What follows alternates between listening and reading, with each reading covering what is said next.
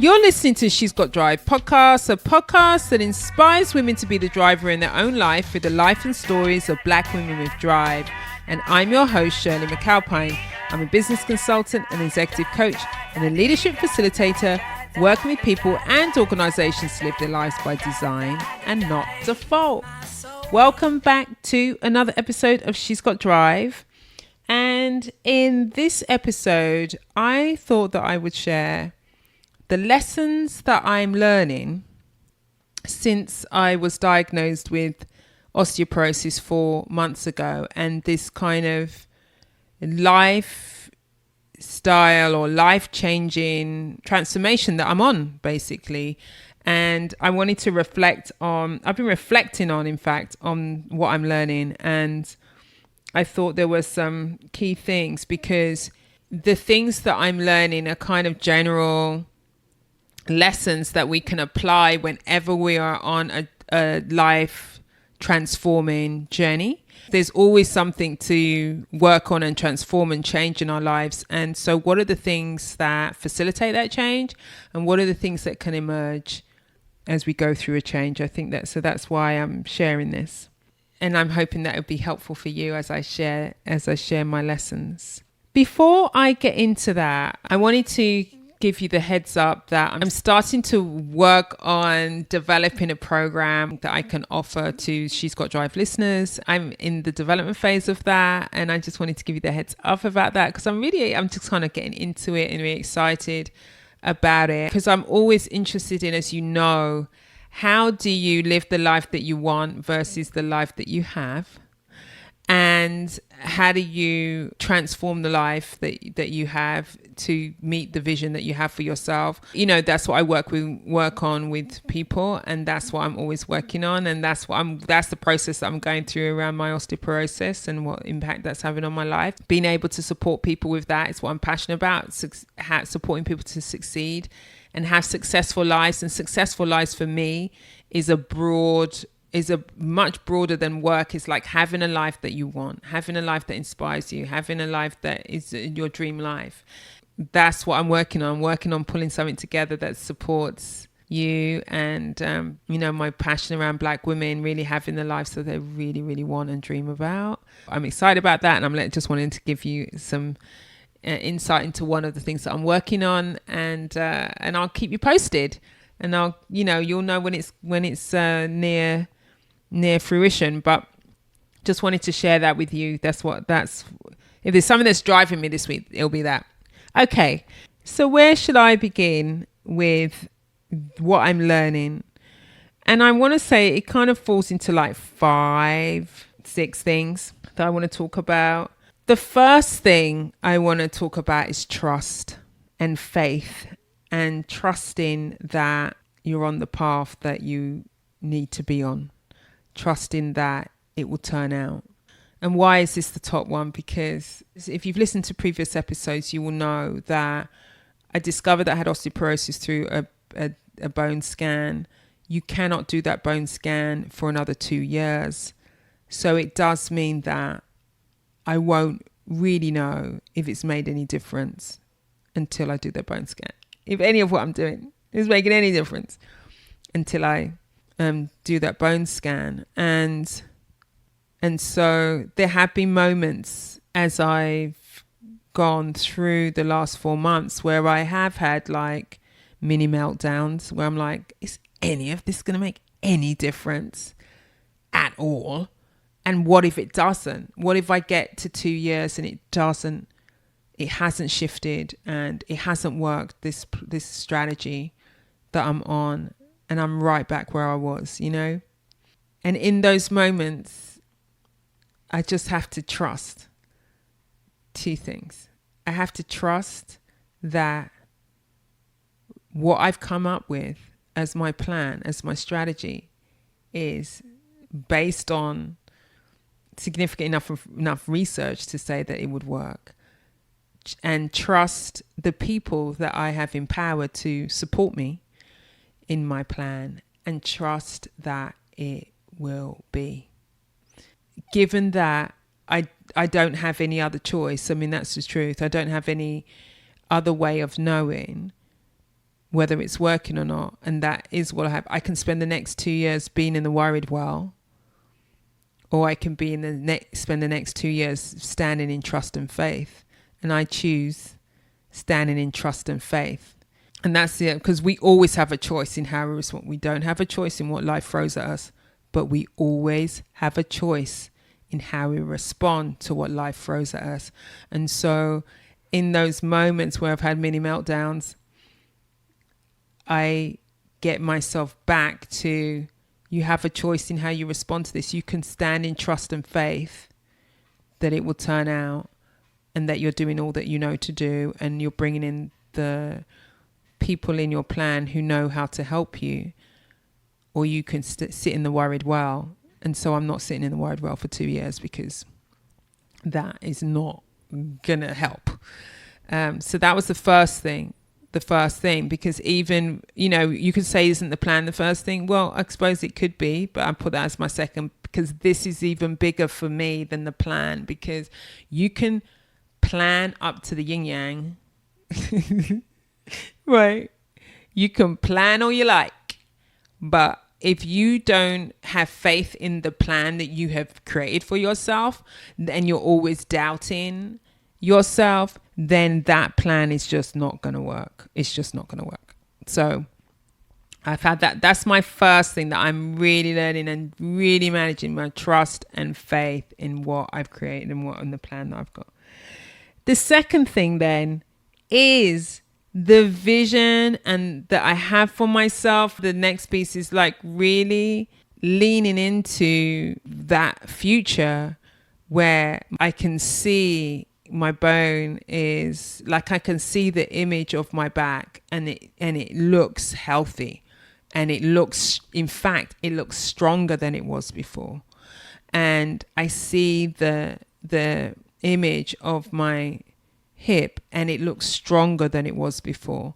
And so that's a vision. I vision my life, and I am healthier and I am stronger overall than I've ever been. I can see myself in the future, and in that vision for myself, and in that fed my plan to rebuild my bone, to rebuild my health, is what my strategy is called. Is inside of that vision, and then the plan, and then there's all the things that sits in the plan. So once you've got your plan, you just follow the plan. You don't deviate from the plan unless something comes up that's a piece of information that has you go pause and go, oh, should that go in the plan, or should something else come out of the plan? But you just follow the plan. And like when I think about my strength training, and my coaches create a plan for me almost each month, a new plan, and I follow the plan. Like I can kind of play with the plan in the, with that, I could do maybe less reps, more weight or something, but I am following a plan because I'm leaning into the expertise to say, if you do X, Y, and Z, then it produces a result. I know how to transform my life. I know how to move from vision to reality. I know how to do that for me. I know how to do that with others. I've done it. I've been in learning and development and transformation and all of that for between 25 and 30 years, depending on the detail of it. But, when I started, it was nearly 30 years ago, and I've worked with thousands of people, so I know what works. And it's really interesting when it's you and your own life, how sometimes you're like, should I do this? But it's like, what works, do what works. And I know what works is, one of the things I know that works is, whatever plan you come up with, follow the plan. Do what works. Do the design. It's kind of like when someone they say they're going to do a juice cleanse, for example, and then they spend like the 5 days doing some juicing, and then they'll eat a meal with meat and 2 veg or something. And then they say, well, it didn't work. And you think, well, you didn't do the plan.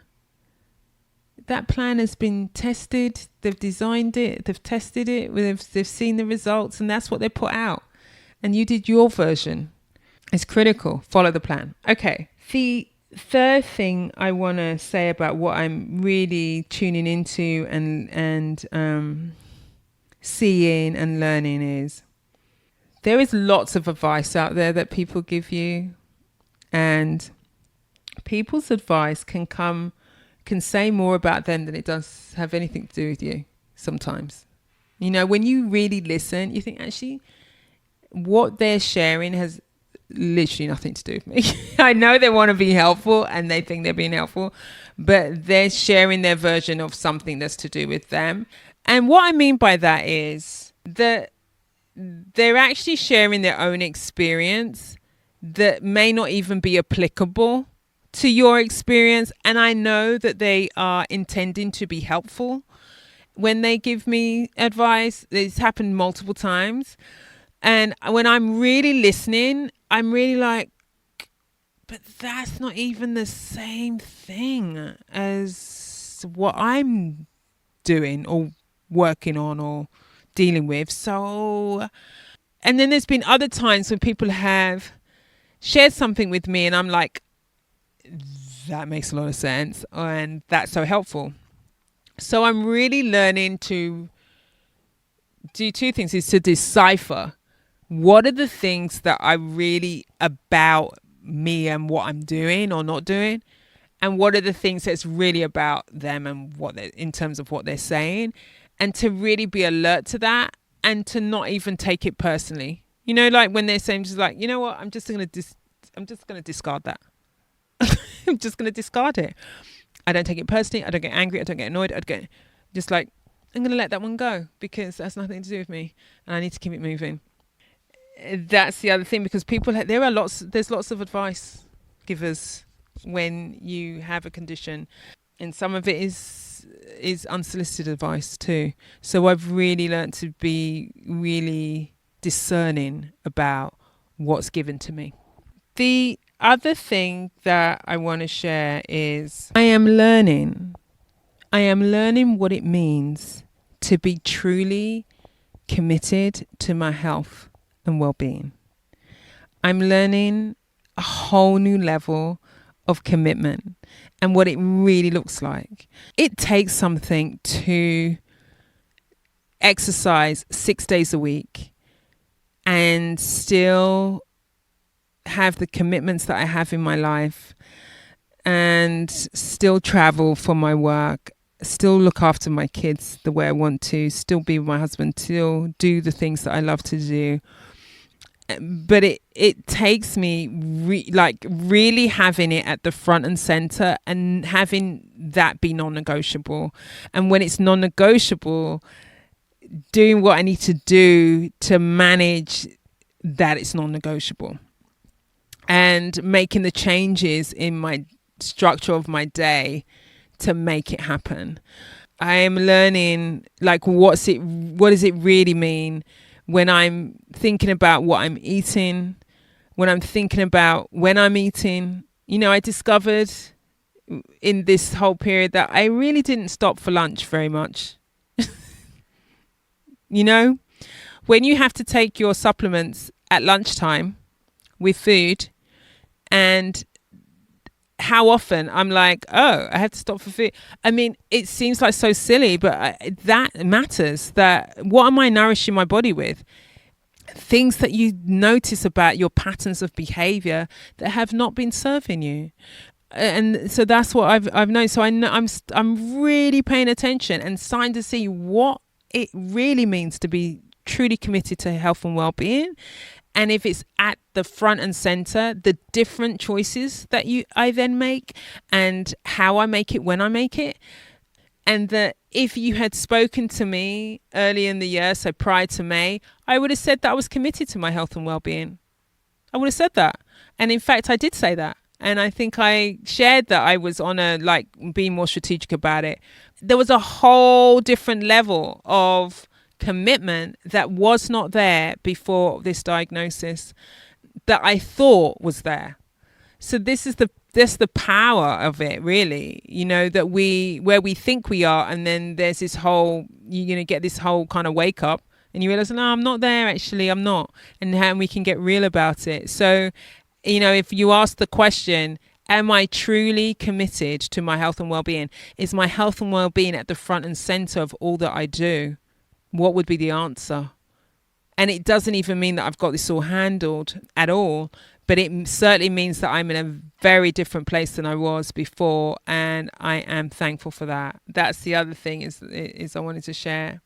And connected to that, the other thing I'm learning is how to truly tune in and be present to what's going on with me, and whether that's physically and whether that's emotionally, whether that's mentally. Let me give you an example. One of the things about doing the strength training is, your body gets kind of sore. If you put the effort in, your muscles are sore for the next like 24 hours, maybe to 48 hours. So you're kind of tuned in. So what does that mean in terms of what's the next thing that I do? And, you actually begin to feel muscles you didn't even know was there, actually. And then you're making decisions about what you're doing the next day, for example, tuning in. I'm able to tune in to when I feel stress, and rather than override my stress, which I've done in the past many times, I'm like, okay, it's just stressful at this moment. It's a stressful time would be my response. So I know, what am I doing about it? How do I dial it back? What can I dial back? Can I get to bed earlier? How do I slow down the pace? How can I what are the things I'm going to say no to take care of myself, to manage my stress?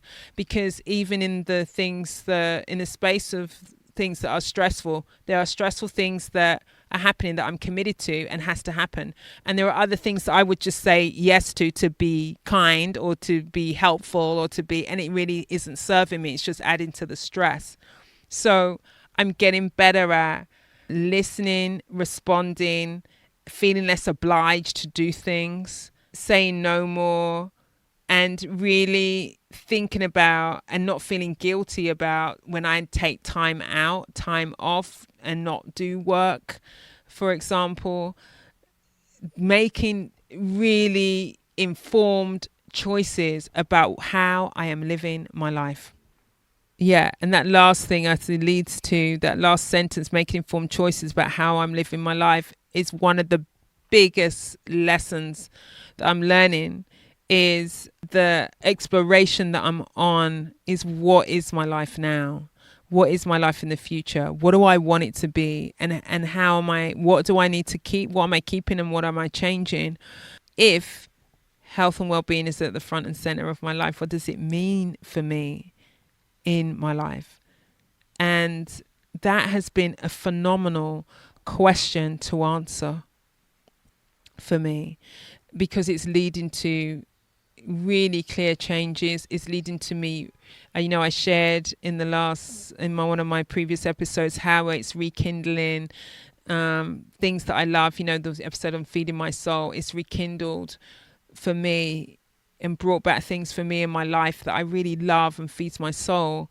And because I'm exploring what is it the life that I want, and how am I living my life and who am I?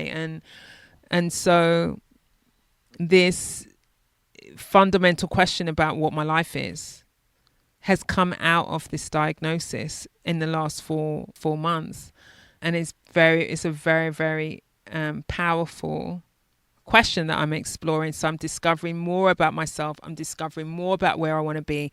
And it's leading to me shifting a number of things, and in particularly around my work, my redesigning some of the things that I do in my work, and also following through on some of the things that I've talked about doing for the last few years and haven't executed. That's a huge lesson. It's like life happens now, and now, and now.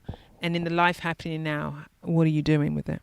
So what's the gift in this diagnosis? I mean, you can already hear some of the gifts as I share the lessons that I'm learning. There is no end to this gift. I'm sure there'll be more. And even when I was diagnosed, I knew when I was in my upset phase that there'd be a gift. I just didn't know what it was at the time, and it's starting to emerge.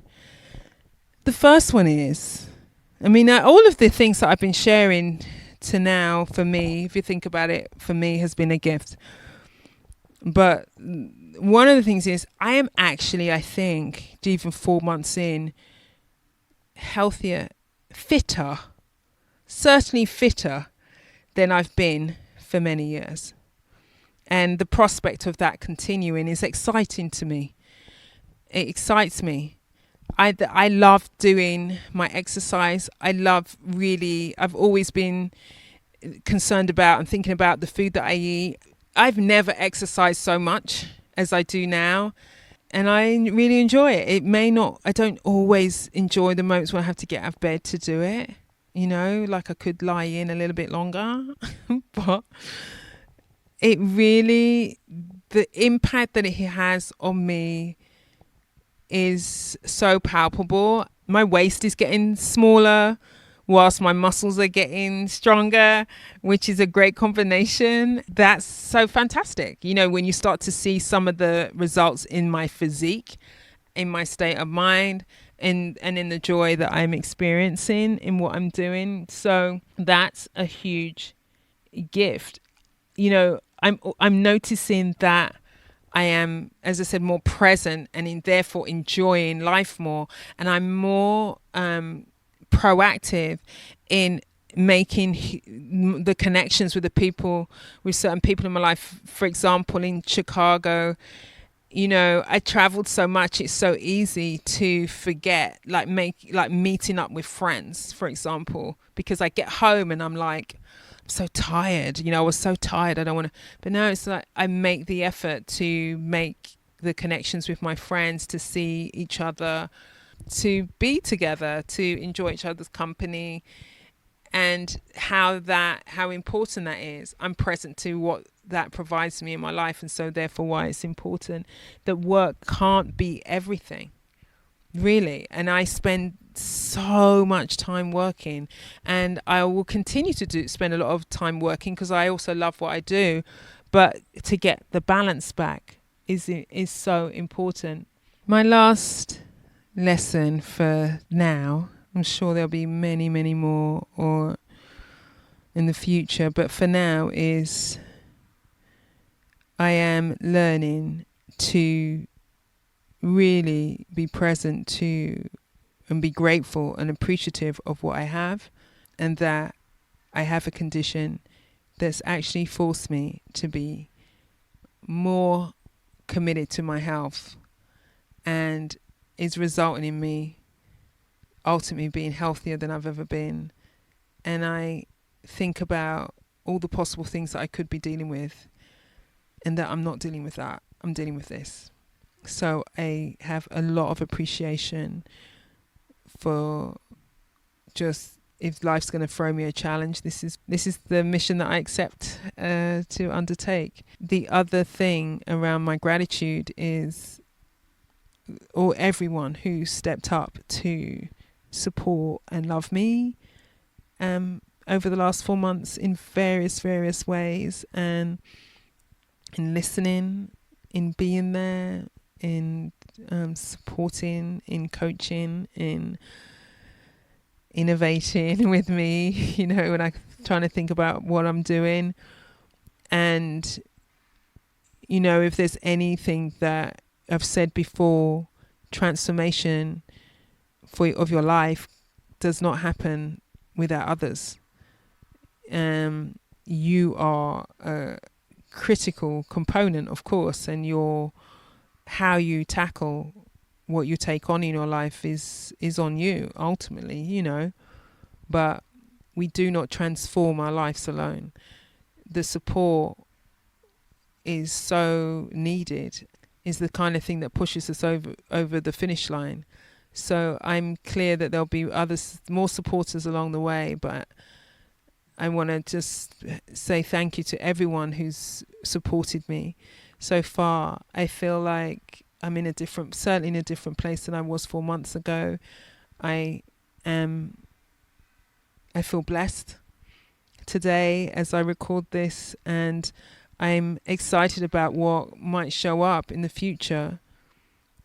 as well as I keep going on my plan. And the plan is the physical, the mental, the design of my life. And it's exciting. It's exciting. And I don't want to underestimate the challenge that I'm facing. And I'm not. But how you face your challenges matters. And this is how I choose to do it. That's the end of the things I wanted to share in terms of the lessons that I'm learning. And I hope that some of them have sparked something for you in what you are dealing with, or how you might take something on. Because whatever the gap is between where you are now and where you want to be, you have the ability to close that gap. We all have that ability to close that gap. We just have to figure out how. And that's what I'm working on. I'm figuring out how, and I'm closing the gap. So thank you so much for listening to this episode. Please get in contact and let me know what you're getting from it. I want to remind you to go to download my 4-step goalkeeper that is helpful for when you are trying to plan for things that you want to achieve in your life, and it's part of the methodology that I've used in terms of this plan for how I'm closing the gap between where I am now and where I want to be. Don't forget to download that at shirleymcalpine.com/goalkeeper, and be in contact with me at Shirley McAlpine Instagram, or shirleymcalpine.com/contact me. Let me know how you're getting on. The Facebook page is also where you can contact me. I really love hearing from you. If you are enjoying the show, rate and review the show. 5 stars, of course. And let me know what you get from the show too. Thank you so much for listening. This episode is produced by Cassandra Fortalina. The music is by the awesome or female band Blonde. The song is called Circles. Until next time, go well and stay well.